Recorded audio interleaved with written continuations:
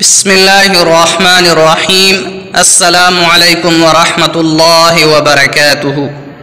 جو دعا مانگی جائے گی قبول ہوگی۔ حدیث شریف میں ہے کہ مندرجہ ذیل کلمات پڑھنے کے بعد جو دعا مانگی جاتی ہے قبول ہوتی ہے۔ پیارے ناظرین، آئیے میرے ساتھ ساتھ ان کلمات کو دہرا لیجئے۔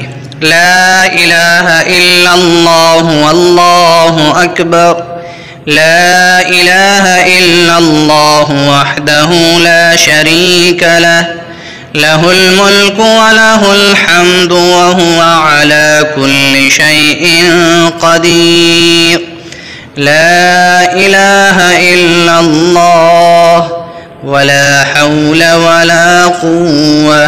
ترجمہ: اللہ کے سوا کوئی عبادت کے لائق نہیں اور اللہ سب سے بڑا ہے۔ اللہ کے سوا کوئی عبادت کے لائق نہیں، وہ اکیلا ہے، اس کا کوئی شریک نہیں، اسی کا سب ملک ہے، اسی کی سب تعریف ہے، وہی ہر چیز پر قادر ہے۔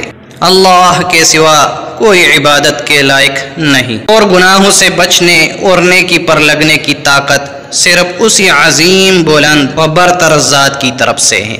پیارے دوستو، اللہ تبارک و تعالیٰ سے دعا ہے اللہ تبارک و تعالی ہم سب کو نیک عمل کرنے کے ساتھ ساتھ ان کلمات کو پڑھنے کی توفیق عطا فرمائے، آمین۔